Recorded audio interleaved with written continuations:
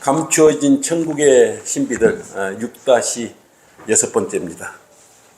비유에 대해서 진주 찾는 상인의 비유에서 공부하겠습니다. 마태복음 13장 45절을 펼치십시오. 마태복음 13장 45절입니다. 또 천국은 좋은 진주를 찾는 상인과 같으니 그가 매우 값진 진주 하나를 찾아가서 자기의 모든 소유를 팔아 그것을 샀느니라, 이렇게 말씀하셨습니다. 여러분, 이걸 지난 시간에 공부한 것을 유추해 보면서 오늘 이 진주 찾는 상인의 비유를 이렇게 여러분이 이제 공부해 보면 쉽게 이제 알 수 있을 것이에요. 지난 시간에 뭘 공부했습니까? 밭에 숨겨진 보물의 비유를 공부했죠. 그래서 밭에 심겨진 보물의 비유를 정확히 여러분들이 이해를 했다면 오늘 이 진주 찾는 상인의 비유도 쉽게 유추해서 여러분이 알 수 있을 것입니다. 마태복음 지난주 13장 34절로 뭐라 그랬습니까? 34절로 예수께서 이 모든 것을 무리에게 비유로 말씀하셨으며 비유를 듣지 않고서는 그들에게 말씀하시지 않았다 그랬어요. 그렇기 때문에 우리 성경에서 나오는 이 비유를 올바르게 적용을 해야 합니다. 신천지 같이 비유 풀이한다고 이상하게 적용하고 비밀이라고 하고 이렇게 하면은 우리가 이 깊은 주님께서 이렇게 감추어진 천국의 신비들을 알 수가 없는 것입니다. 천국은 밭에 숨겨진 보물이라 그랬어요. 천국은. 여러분 한번 지난 시간에 공부했던 걸 한번 더듬어 보십시오. 또 어떤 사람이 그것을 찾는 후에 다시 숨겼다 그랬어요. 그리고 그 기쁨으로 가서 자기 모든 소유를 팔았다 그랬다. 그래서 이것을 보고 여러분은 지금 어떤 생각이 드십니까? 밭은 악한 현 세상이라고 그랬어요. 보물은 뭐라 그랬습니까? 보물은 유대민족, 이스라엘 유대민족. 그래서 초림의 왕으로 오셨을 때 예수님을 십자가에 이렇게 못 박히게 하면서 천국은 지금 교회 시대의 신비로 감추어진 거예요. 지금 나타나는 악한 현 세상이고, 악한 현 세상 위에 모든 제도권 교회, 악한 무릇과 이렇게 이런 것들이 지금 지배하고 있는 것이에요. 그리고 보물을 밭에 심는 어떤 사람은 누구라 그랬습니까? 좋은 것이잖아요. 보물은 좋은 것을 다루는 사람은 항상 좋은 분, 인자라고 여러분은 생각하셔야 돼요. 근데 자기의 모든 소유를 팔아서 밭을 샀다 그랬어요.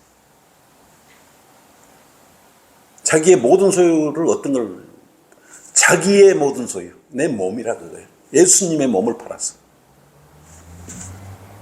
밭을 산 거예요. 그래서 여러분도 피로 이렇게 구속받은 거 아십니까? 왜? 이미 몸값으로 값을 지불을 했어요. 은 30개로 값을 지불을 했던 것입니다. 그래서 이 교회 시대에 유대인들은 신비 속에 지금 감추어져 있어요. 이제 나중에 결국은 예수님께서는 다시 유대인들을 이제 회복시킬 것 아니겠습니까?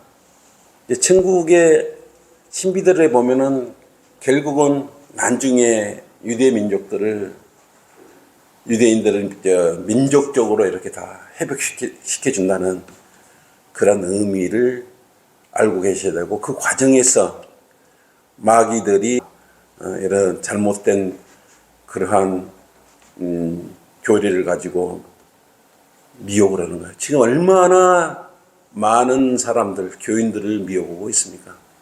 그래서 아무 교회나 가면 안 되는 것입니다. 어제 삼내에서 거리설교를 하고 있는데 한 자매가 전화 왔어요. 아유, 거리 설교인 거 봤는데 왜 혼자 오고 계세요? 삼내에서. 그래서 아니 우리 일행들하고 같이 오고 있다고. 그리고 옆에 사람들하고 같이 있는가 봐요. 그러면서. 그러니까 성경 침례교회에 이렇게 가서 그런 이야기를 했나 볼게요. 자기들 뭐라고 말할게요. MOU 맺은 교회래요. 그래 MOU 맺은. 그 미친 이야기를 하는 거예요. 그래서 전화 끊으세요. 언제 우리가 MOU를 맺은? 그렇게 거짓말을 잘해요. 거짓말을 잘해요.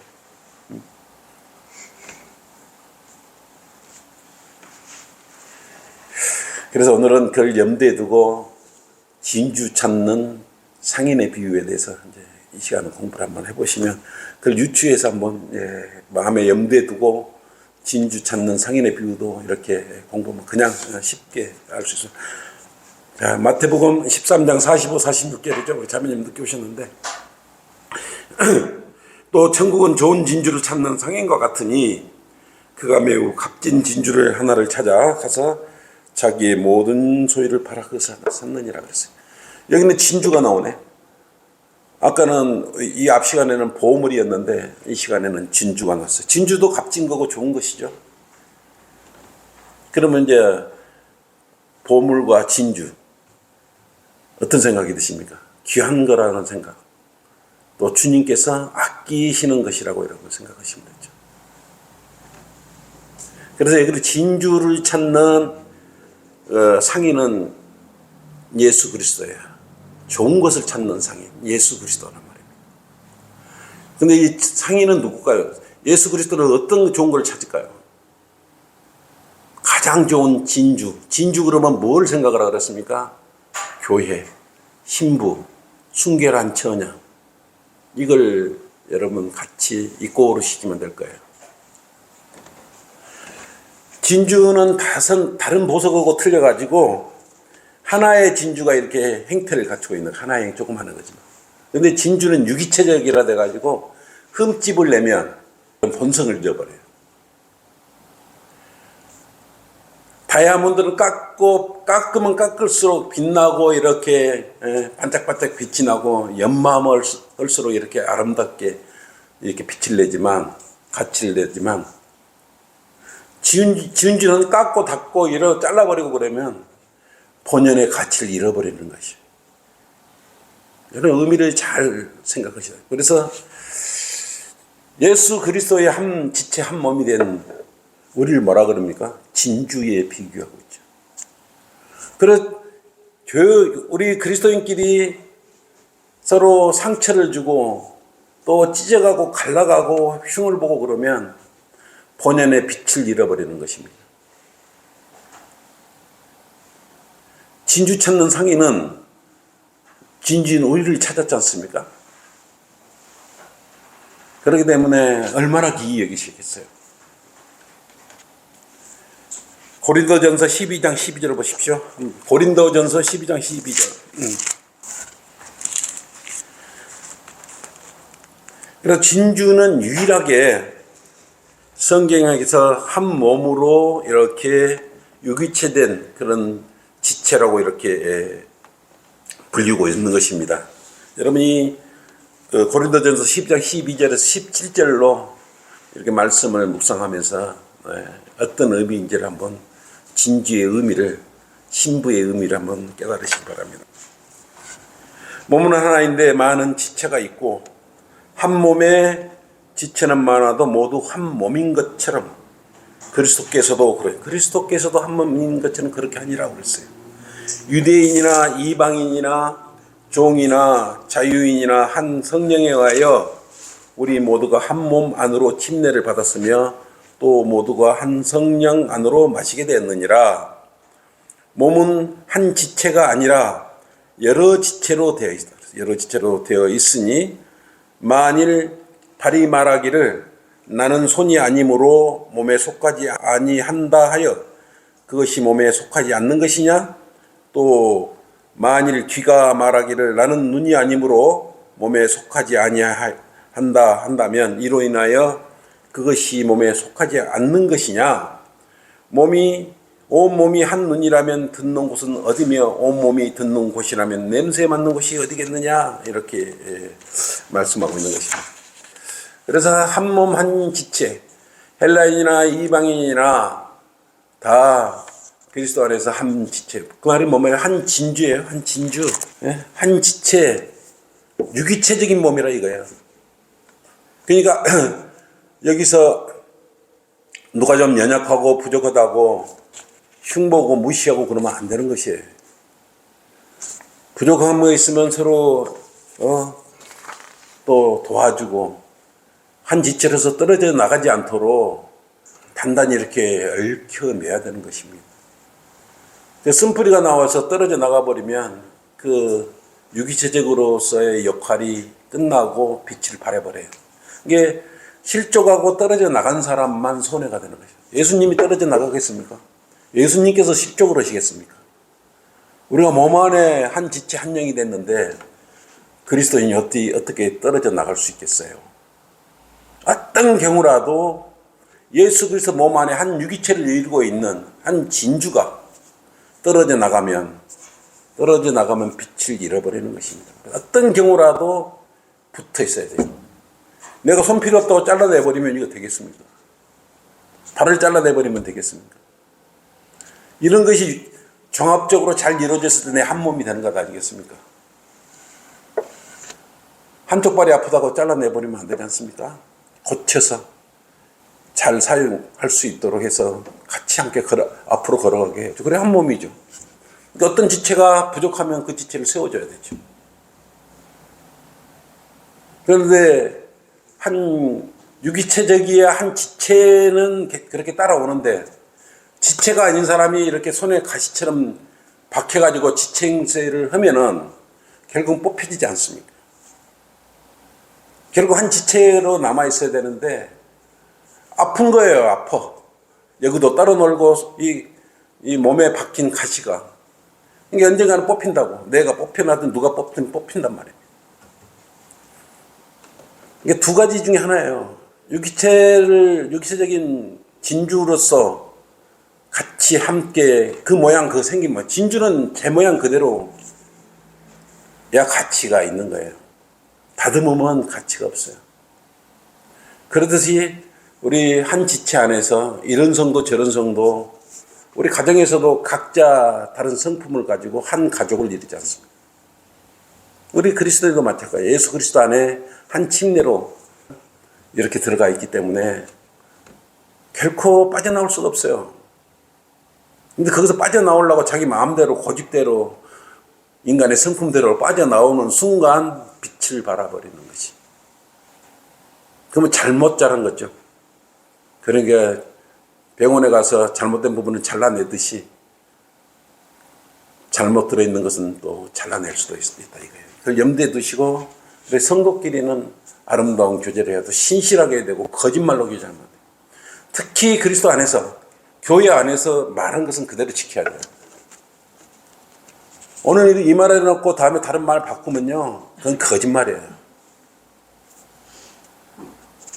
아무리 밖에서 윤호하고 말 잘하고 화합하고 이렇게 해도요 딱 교회에서 말한 거 밖에 나가서 말을 바꿔서 말한다면 그건 거짓말이에요. 한 지체 한 영이 아니기 때문에 나가면 그렇게 하는 것입니다. 왜? 예수 그리스도 안에 내가 교제하는 것은 예수님과 교제하는 거고 주님과 교제하는 거잖아요. 그러니까 지금 안 계시다고 따로 눈에 안 보이다고 내 지체가 아닌 거예요. 언제나 우리는 그래서 우리가 왜 그러냐 그러면 저 사람은 구원받지 않는 것이다. 구원받게 하든지 아니면 잘라내라 이거예요. 어떤 경우라도 구원받지 않는 성도가 어떻게 한 지체를 이루면서 예배드릴 수 있냐 이거예요. 이게 둘 중에 하나예요. 박힌 가시를 뽑아내든지 아니면 한 몸 한 지체를 이룰 수 있도록 구원받게든지 거듭나게 해서 주님의 말씀 안에 거하게 하든지 이렇게 해야 자연 상태의 진주로서 함께 빛을 발하는 것 아니겠습니까? 그래서 우리는 좋은 진주를 찾은 상인 예수 그리스도께 우리를 찾으신 거예요. 지금 감춘 천국의 신비들 중에서 유대인들 천국은 지금 감춰져 있지만 지금 우리는 진주 찾은 상인인 예수 그리스도께서 우리를 찾았지 않습니까? 교회 시대에 빛나는 진주예요.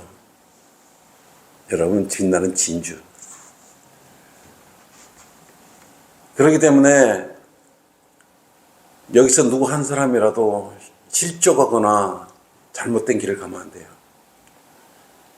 근데 하나의 우리가 예수 그리스도를 따르고 또 바울의 교리를 우리가 본으로 삼고 가지 않습니까? 그렇게 따라가야 올바로 빛을 일치하고 따라갈 수 있는데 가다 보면 자기 육신의 감정이 나와가지고 그걸 자기 마음대로 하려 그러면 진주 모양이 바뀌어버리겠죠. 그러면 어떻게 되겠어요? 빛을 발해버려 같이. 그래서 이성호 목사님은 썩은 감자가 있으면 속히 가려내서 버려라. 같이 물들면 같이 썩으니까 여기 앉아고 잘못된 이야기하고 썩은 교리를 이야기하고 누룩을 이야기하고 그러면 가려내버려라. 빨리 버려라 이거예요. 육신적인 생각, 감정적인 생각 가지고 있으면 안 된다 이거예요. 예수님은 자신의 육신까지 팔아가지고 우리 진주를 찬 거예요. 그것도 채찍을 맞으면서 피까지 흘리시면서 우리를 찾았던 것입니다. 이 유대인들은 지금 이따가 재림에 민족적으로 이렇게 구원을 받겠지만 지금 다행히 은혜의 복음 시대에 우리는 예수 그리스도께서 우리 몸을 주고 샀기 때문에 그 핏값을 지불하고 우리를 구속하셨기 때문에 한짓 한양이라는 걸 잠시라도 잊으면 안 됩니다. 얼마나 영롱한 예수 그리스도의 아침 태양처럼 떠오르는 주님의 그 빛을 받고 영롱한 빛을 발해야 되는 것이 진주예요. 그래서 여러분은 지금 그 사실만 믿기만 믿으면 어디로 갑니까? 하나님의 나라에 들어가는 것입니다. 여러분 천국에 들어가는 것이 아니고요. 하나님의 나라에 들어가는 것 지금. 그것도 모르고 천국 간다고 천국에 들어간다고. 구원받으면 지금 그러면 구원받으면 지금 천국 간다는 사람은 지금 천국에 갑니까? 물리적인 나라예요. 근데 지금 구원받은 그 사람들한테 뭐 구원받으면 어디로 가요? 그렇게 물어보세요. 답을 못 합니다. 정확히 답하는 사람이 어디 가세요? 딱 이것만 물어보세요. 구원받았어요? 지금 구원받으면 어디로 갑니까? 물어보세요. 그러면은 천국에 간다 그러면 빵점이에요. 빵점. 이 교회 시대에 감추어진 천국의 이 신비들에 나오는 이 내용을 우리가 정확히 이제 공부했기 때문에 우리는 이렇게 교회 시대에 진주 찾은 상인 예수 그리스도를 통해서 진주로서 여러분은 귀히 이렇게 예수님께서 찾음이 되는 것이 얼마나 귀한 그런 분들입니까? 그런데 예수님께서는 이렇게 진주를 얻기 위해 자신의 몸 모든 것을 모든 소유를 주어 팔았지 않습니까? 근데 그것을 어떤 일정한 사람들만을 위해서 몸을 파셨던 건 아닙니다. 이방인이나 유대인이나 헬라인이나 지금 이 교회 시대는 감춰진 천국의 신비들이 안에서 누구라도 지금 이 시대에는 예수님을 믿고 마음 안에 영접을 하게 되면 빛나는 진주로서 발견돼서 찾음을 당하는 것이. 그러니까 여러분은 반드시 어제도 그래서 우리가 전북 지역을 동부 지역을 순회하면서 주님 앞으로 진주를 찾아드리려고 노력을 하고 힘썼지 않습니까? 자, 사도행전 20장 28절 보십시오. 사도행전 20장 28절. 그래서 우리는 서로 조심해야 돼요.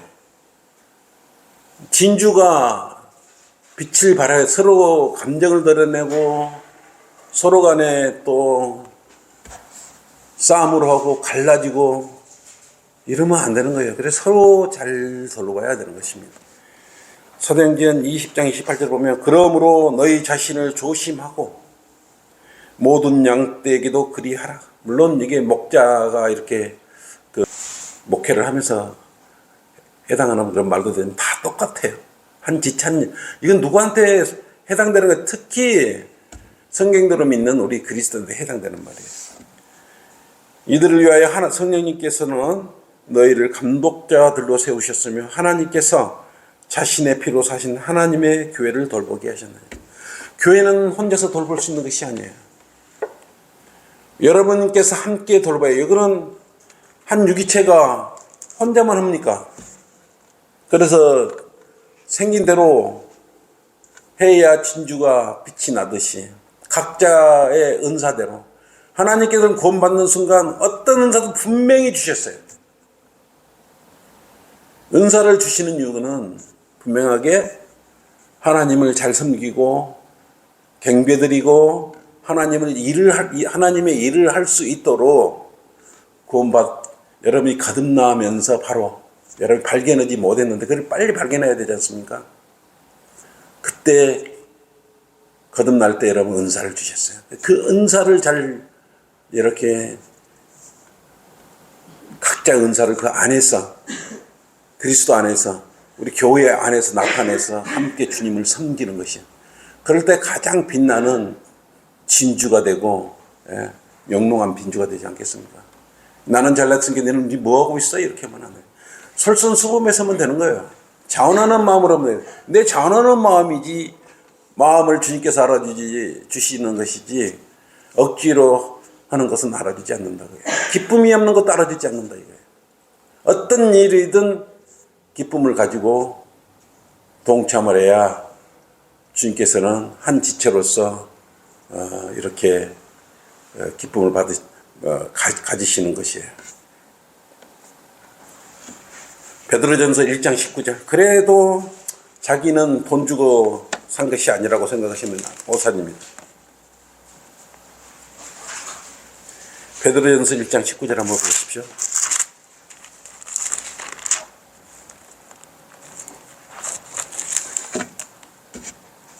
진주는 아무나 찾을 수 있는 것은 아니에요. 그래서 부족해요. 적어요. 소수예요. 대리석으로 지어진 건물도 아니고요. 많은 사람이 교인들이 있는 것도 아니에요. 그리고 목자가 성도들의 눈치도 보지 않아요. 하나님 눈치를 보고. 그러면 보세요. 어떻게 진주를 찾으셨는가 봐요. 흠도 없고 점도 없는 어린 양 같은 그리스도의 보배로운 피로 된 것이기 때문에 진주 찾을 때 그냥 아니고요. 피까지 흘리면서 보배로운 피를 흘리면서 진주를 찾으신 것이에요. 그래서 이처럼 피값을 지불하고 여러분을 이렇게 사셨다는 건 한시도 잊으면 안 됩니다. 설교할 때만 공부할 때만 이렇게 마음에 넣는 거 아니고 이게 공부를 했으면 그대로 내 마음밭에 넣고 실질적으로 진주인 서로 지체들을 서로 사랑해야 되는 것이 가짓 없이 거짓말하는 건 가증한 일이에요. 한두 번도 100번씩 거짓말하는 것도 있지 않습니까? 그리고 밖에 가서는 잘해요. 거짓말하는 척. 그게 참으로 가증한 것입니다. 나중에 알고 보면 빛을 다 잃어버리고 얼굴도 상하고 몸도 상해 있어요. 기쁨이 없어. 될 수 있으면 수근거리는 건 스스로의 몸 진주의 빛을 잃게 하는 것입니다. 겉에만 반드시 칠해갖고 있고 속은 다른 행길로 변화되어 있으면 안 된다 이겁니다.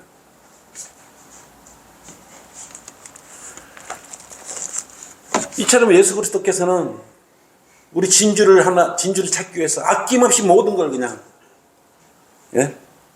자신을 다 그냥 팔아버렸지 않습니까? 십자가에 다 넘겨버렸어요. 그리고 유기체적인 교회를 선 거예요. 유기체는 살아있는 거예요. 그리스도인과 그리스도인끼리 이렇게 유기적으로 결합이 되어 있는 거예요. 지금. 우리 여기 눈에 보이는 이 교회는 조직체적인 교회, 유기체들이 모여서, 유기체 교회가 모여서 이 우리 전주성의 침례교회에서 소속된 우리 전주성의 침례교회 회원들이 모여서 주님께 영과 진리로 경배드리는 그런 거예요. 그래서 유기체와 조직체적인 교회도 모르고 교회에 놀이한다 그러면 큰일 나지 않겠습니까? 그래 본성을 잃으면 안 됩니다. 여러분 진주의 본성을 잃으면 안 되는 거예요. 그래서 진주의 값은요 굉장히 높은 거예요. 여러분 진주 하나가 그냥 이렇게 여기 있으니까 주일마다 와서 보니까 그냥 그런 진주같이 보입니까? 여기 오니까 반짝반짝 빛나는 주님께서 자신의 몸을 들여서 사신 진주들이 여기 있어요. 딴 데 가보세요. 없어요. 그래서 우리가 아픔이 있고 슬픔이 있고 여러 가지 힘든 것이 있어도 우리가 그렇게 은같이 은찌꺼기를 제거하듯이 잘못된 부분을 지금 제거하고 있는 과정이에요. 잘못된 부분을 제거하는 과정에 다른 생각이나 다른 마음을 품어버리면 자신이 혹시 몸에 박힌 가시가 아닌지 또 스스로 진주 빛을 흐리게 하는 그러한 행위를 하고 있지 않는지 우리가 스스로 살펴봐야 되지 않겠습니까? 그래서 우리가 성경 공부를 하는 거지 뭐 다른 건 뭐 있습니까? 이렇게 진주 찾는 상인의 비유를 통해서 예수 그리스도의 위대하심과 그 피로 우리가 속죄함을 받았다는 것에서 무한한 감정을 또 감사를 가지는 그런 시간이 되셨기를 바랍니다. 이것으로 성경 공부 마치겠습니다. 수고했어요. 네.